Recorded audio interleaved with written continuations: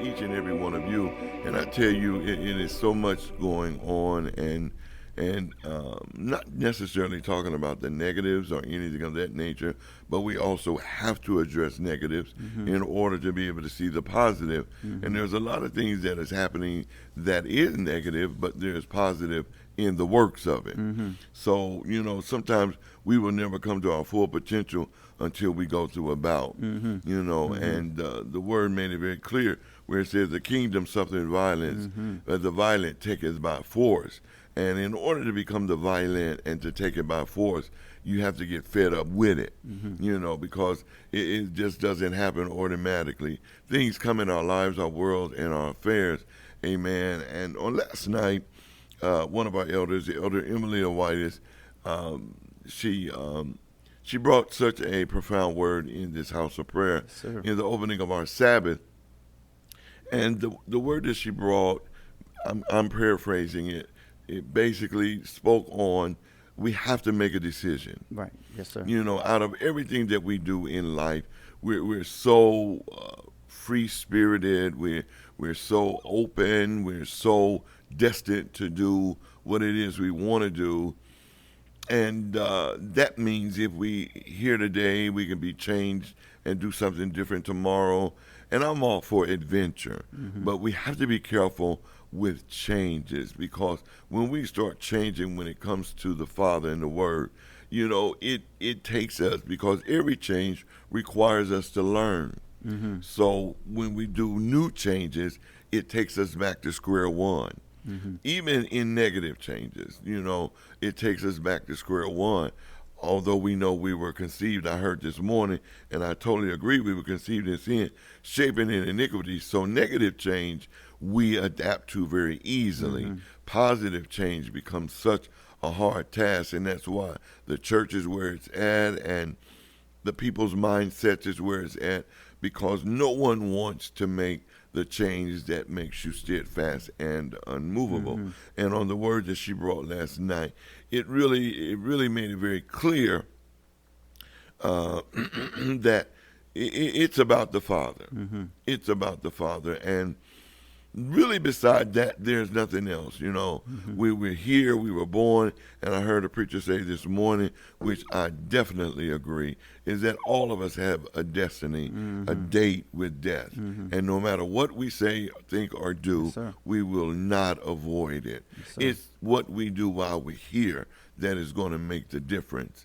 And one thing that I've learned in my years of being in pastoralship is that you have to be steadfast in this. Mm-hmm. If not, there's so many things that will take you off of your stand. Mm-hmm. How do you think about that, Elder Scott? You said a lot of good points. Concerning the word on yesterday, it was powerful, very beautiful, real well taught lesson. Like really, really well taught, clear. Talking about not to sway until it is not to encourage us. I will say not to sway. Because in swaying, you brought up the point of being free and everything. And I think with that and the example that you gave about being free, and we get freedom mixed up. I feel that we get freedom Yes, totally yes, I agree with mixed that. up with, as you said, like freedom as being adventure and stuff. And if you want, that's on you. If that's what you want to do. However, that's not freedom in the Father. Freedom in the Father is, if I would say, discipline. Like a disciple. Like even in the preacher this morning, he talked about being disciplined. How the disciples were disciplined. In order to be a disciple, you have to be disciplined. And I think that's one of the main reasons on why it's so easy to do things of the world and so hard to do righteous things, because doing things in the world doesn't take much discipline. You know what I mean? Like you just be free to do whatever you want. Like it's no discipline. You do whatever you want, and the consequences you deal with it. And a lot of people deal with the consequences and still do whatever they want and get worse consequences compared to the Father. If with discipline and you want to be in the Father, well, you have to deal with the consequences. You have to make a change of your mind instead of just saying, "Oh, I'm going to remain free and still do what I want." If that makes any sense. Mm-hmm. I think that's what makes it tough, because one of the hardest things to me is to discipline your mind. Because that thing is, woo, if you ain't crazy, that thing will run you rampant, and you'll look up from having a good day and you be like, how in the heck did I get here? Yeah, I agree with You that. know, so I think that's one of the hardest things, and I think that's why it's important also to come to the temple, you know, and to get teachers, because it helps establish discipline of the mind, you know, like, because the teacher, whoever the teacher or the pastor or the bishop is, the righteous person that's teaching, they're giving you the instructions on how to discipline your mind. And I don't mean to cut you off, but you brought a good point up when you said I would say is vital, Right. that we put time in the temple, and I don't want to just say just in the building, but you got Right.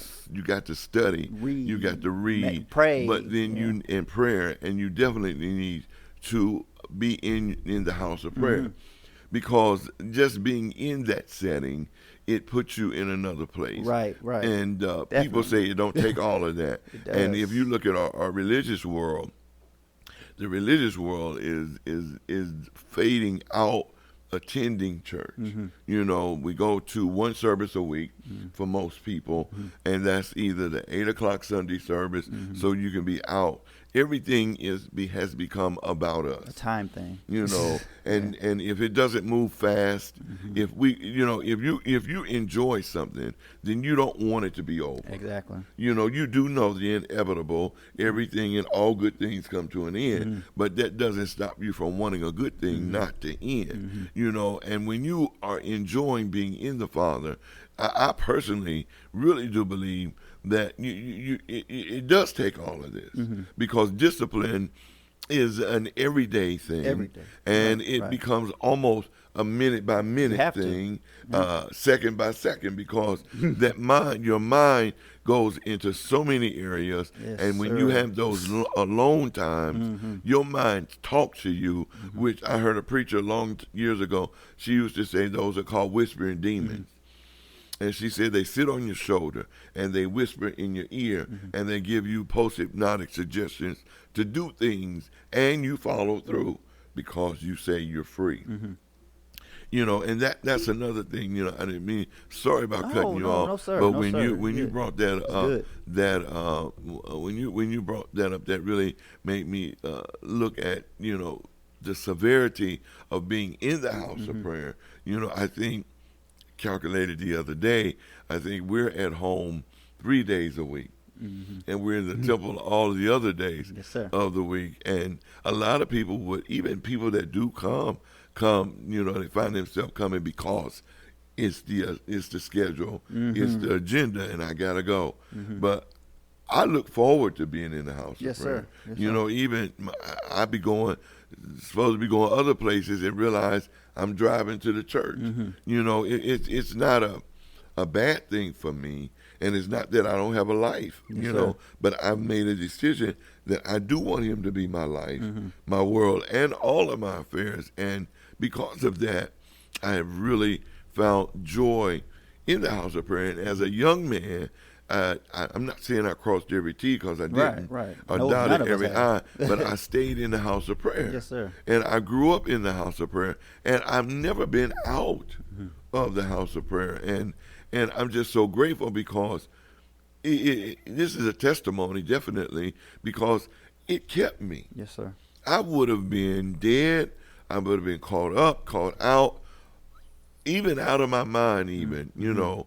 But me being in the house of prayer kept me, because even in my wrong, I was chastened. Even in my wrong, I was condemned through the word. And even if you didn't know I was condemned through the word, sitting right next to me, just hypothetically, Right. I knew I was condemned. That's all that matters. You know, Right. and that kept me with, if I didn't make a change right then, that kept me with realizing I need to make a change. Yes, sir. You know, Yes, sir. and when we start setting things in our lives, I just think some things we do need to change. We Right. do need to experience and enjoy life. Life is meant for us to Exactly. enjoy it, but we don't have to enjoy life and cut out the Father. Right. We don't have to cut out our stand or our dutifulness with him, and our dedication and our excitement with him. Everything we do in him should encompass the fun Right. that we choose to have. Right, definitely. Because once you come to him, then he gives you a whole new arena of fun. Where my personal opinion is that the fun in the world, we no longer have an interest in that. You know, I just don't want to do what they do in the world. Right. You know, I just don't want to do it. Ain't nobody made me not want to do it. I just don't want to do it. You know, because I do know what it entails. I do know the outcome. And as you say, well, that won't happen to me. You just said it. If reincarnation is from those that have been here before, Right, yep. then the scripture fulfill itself. There's nothing new Nothing new. under the heavens. And that So makes why sense. Yes, sir. are we looking for something new? Why do you Exactly. think hypothetically, or they think hypothetically, I'm going to do this Different. negative, and I'm going to do Get it away with different it. than they did it last year. Yes, sir. Yes, sir. Yes, It's sir. nothing. It all ends up with the same result. Yes, sir. Yes, sir. You know, and I think once we realize that, one thing when I was young, I done what every young person would do, lie. You know, to my parents, to my grandmother, you know, and you know, where are you going? Well, I'm going somewhere where I know she's okay with. But really the truth of the matter is I'm going somewhere else. And one day I did that. And the person that I was with, or better yet, the people that I was with, the car broke down. And nobody could get away. And the time was getting late. Well, it was getting late, and I knew I was supposed to be at home. I had to call my grandmother, and I was trying to tell her something that was a lie. She said, after I told her, she said, now tell me the truth. On the phone. And I'm saying, I am telling you. No, you're not. She said, save yourself and don't tell me another lie. So she had to call somebody to come and get us. Because I went somewhere that I was not supposed to go, Yeah. and I ended up in a mess. It seemed like every time I did something that I wasn't supposed to do, I got caught Yeah. in doing it. And you do get mad when you get caught. Oh yeah, because you don't want to get caught. You don't- No, who wants to get caught? I'm grown. Why they always Why they always on my watching back? me Why they always on my back? On my back. Yeah, that's the thing. Yeah. And that comes out with anger and frustration. So I realized then, not at that moment, Right. because I continued on. As time went on, yeah. Yeah, but I realized that every time I did something that I was not supposed to do, It's wisdom. I got caught. That's wisdom, though. You know, Yeah. so I realized, okay, why am I getting caught? Number one, different prophets that told me I had a calling on my life. I didn't want it. I didn't want the calling. Right. I wanted what I thought the You world want to be like was everybody having else. You want to fun. be like everybody else, like most of us did. You want Yeah. to be like everybody else. Like It is no fun out there. Right. It's not. It is no fun out there. And people that's been out there in the world, if you would interview them that has really experienced the world, they would tell you, I'm trying like all get out to get out of the Or world. to find a peace of mind. Yeah. And a lot of them trying to find a peace of mind, they was at a place that gave them peace of mind too. That's what's the scary part. Like they was at a place that they knew gave them a peace of mind, but they left and they got so far from it, then they confused now. The confusion made them lost. Yeah. To where if they want to go back to the place that gave them a peace of mind, whether it's home, where the mom or whoever it was the influence, their spiritual influence or whatever, they left that. And the thing is, when you leave it, that's severing the cord. You know, Yeah. it's hard to go back to because it's not like you don't know. You know. And then the other thing that makes it hard to go back to is pride Oh, definitely. and ego and yeah. embarrassment. Yeah. You know, because when you really know you done stepped out, and Yeah. then you know everybody knows, then you want to say everybody's talking about When you me. think everybody Yeah, knows. and everybody don't know, and nobody's talking about Nope. you. Everybody that because moved you the on, fool. you stuck in the past. Right. And everybody else that moved on, probably even praying for you and everything. Probably praying for you, and you still stuck in the past of what you did, and they ain't moved on. Yeah, they moved on. They moved on, expecting do. for you to come back and say it's okay. You know, Yeah. it's been a long time. It's okay. You know, just come back and get yourself right. And a lot of times that's all it takes, because the best progress is not words. The best progress is action. Like for real. Like action words is is really not progress at all. yeah, right. You know, to me, Yeah, because yeah. well, anybody can talk a lot of words. You know, that's why you hear me saying my message sometimes. People stand up in church and say, giving honor, they say God. Giving honor to God, who is the head of my life. And the record scratch. You know, right then. Because if he is the head, I always say it, anything that is the head is the governing factor. Definitely. You know, so if you're in charge and if you living your life like it's golden and you doing all of these things of your own fruition, Have your own then will, just don't even say he's the head of your life. We don't need to Just hear give those. honor to him. Yeah. Yeah, that's it. Just You give know, honor to him. because for him to be the head, and I'm grateful that I can say he is the head of my life. You know, because I don't, even if I give honor to him, or I was at a phase in my life that I just could give honor to him, I wanted to get to the point where I could say he's the head of my life. And to clarify, too, you mean the head of your life as being like, not, again, of course, not saying you're perfect, but your mistakes, you know, to revert back to him and leading In you all instead of things. just saying, like you said, living your life like it's golden, being like saying that you're free to where I can do whatever I want, but he's the head of my life, and that's not how it is. Well, yeah, because I don't want to say most people because I'm judging. Some and I don't people. I want guess to to say judge some people. People, Yeah, people. period. The religious order has taken him out of their agenda so tough that he's just put there for, I guess, a feeling of good. Popularity, I guess. You know, it's the thing to do. Go to church on Sunday, you know, with the family, and it's the perfect life. You know, and my concepts and precepts of the word is never centered around your fleshly Right. agendas. Right. You know, Yeah. your spiritual stand will orchestrate your fleshly agenda. Because, you know, and we need something to orchestrate it. We need change with our own concepts We and have to. precepts. You know, and Renew it of the mind. That's like what if Paul we said. don't get our minds renewed, we're gonna be lost. Yeah. And just look at where the church is now. What's going to happen in the next 5 years? I say 5 years. You know, sometimes you can say 10 or 20 years. Where is the church going to be in the next 5 years? That is a really scary thing.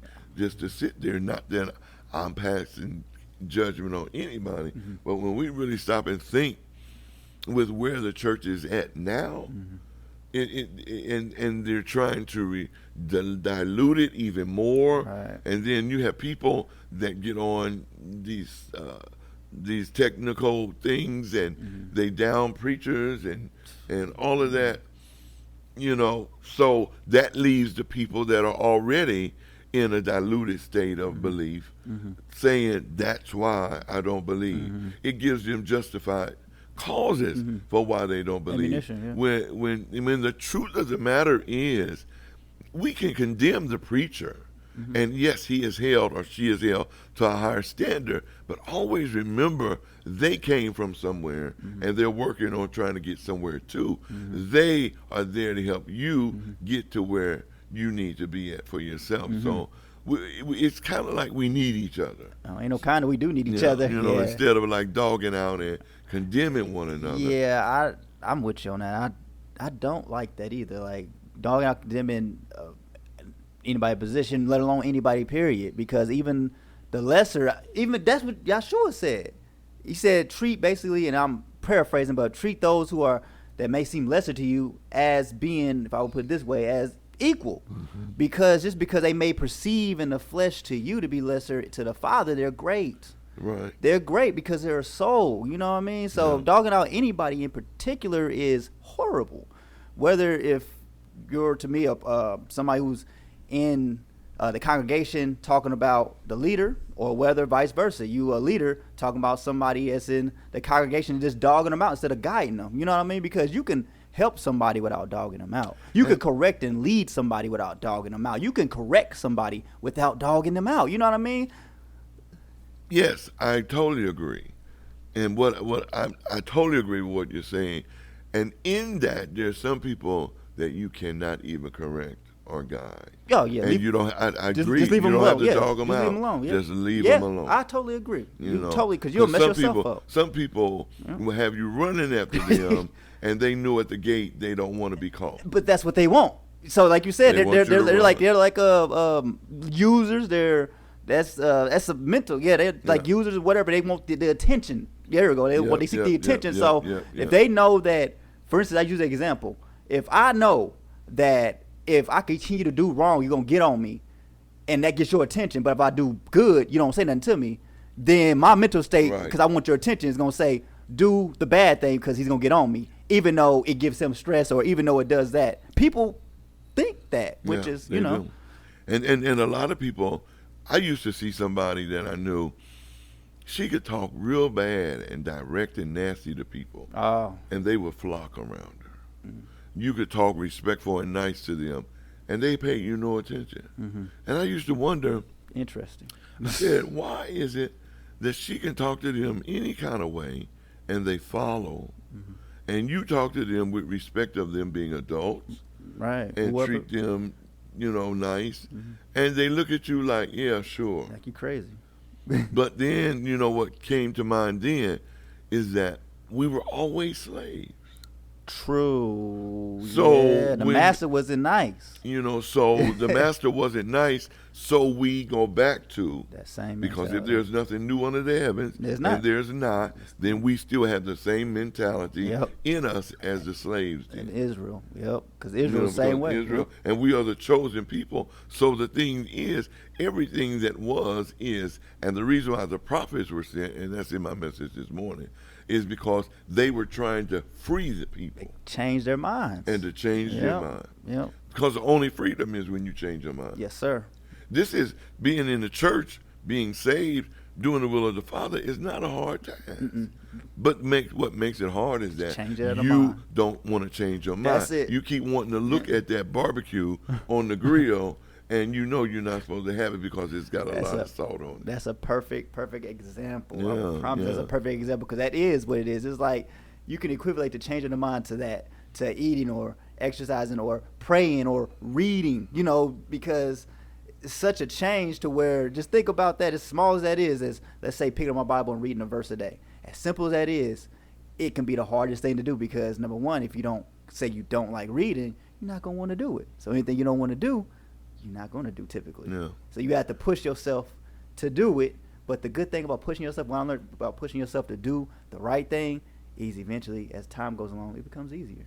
Yeah, it becomes a habit. It becomes basically like muscle memory. It is, because your brain's a muscle. It becomes muscle memory. To the point that if you don't do it, you know you didn't do it. And you feel you didn't do it, to the point that I don't care if it's midnight and you laying in the bed, you'll be like, I need to do this. I have to do this because it's a part of my regimen now. And if I don't do it, then what's wrong with me? What am I doing? That's how I am with my pastoralship. It is muscle memory. Yeah. So where other people say, well, just wait until next week or wait until tomorrow. Get that done now. I am as soon as possible. I am a pastor. Yeah. And I've done this where it automatically flows me. So if I go to bed and I haven't fulfilled that day pastoral job, it's on your mind first thing in the morning. I got to do it. Yep. Or wake up. I seen you wake up in like at 3 or 4 o'clock. Yeah. And working, because you're like, all right, I thought I can sleep. I take a little nap. Maybe I just need a nap. That's all I need. I haven't done it in a while, but used to be. I wake up and go in the office. You seen me at the house. I wake up and go in the office and work at 3 or 4 o'clock in the morning. And now I come here every day, where then I wasn't here every day. So now I'm here at the temple every day, but I'm working every day. Yes, sir. Every day. And people, they get frustrated and they get tired. I get frustrated and tired with working with people. I don't get frustrated and tired with the work of the house of prayer. Right. Because my desire is always to build the house of prayer, and that is first of all to build the people. Yes, sir. Yes, sir. And when you build the people, that you ain't got to keep picking them up and keep, you be there. They're gonna fall, they're gonna stumble, but not all the way to the ground. 'Cause they learn. You've already picked them up a little bit from the ground, so don't let me keep coming back to the ground. That's why some people, when they never come to me to talk spiritual talk, but when they come to me, they always want to talk about they done met somebody, they in love with somebody, they want somebody. And it's like, to me, I look at them and say, do you ever bring anything other than this to me? Or have you found yourself? Or do you know who you are? Yeah, exactly. You know, because if you knew who you were, you wouldn't just bring this. That's just like people only calling you when they want something. And if you knew who you were, it wouldn't be no need to just come when it's fleshly things. You would just say, you know what, I need help with me. And once you get yourself together, then when the time comes, I have somebody I want you to meet. You see what I mean? And you being a leader, you're going to be ready to meet them. Like, okay, I'm ready to meet them. And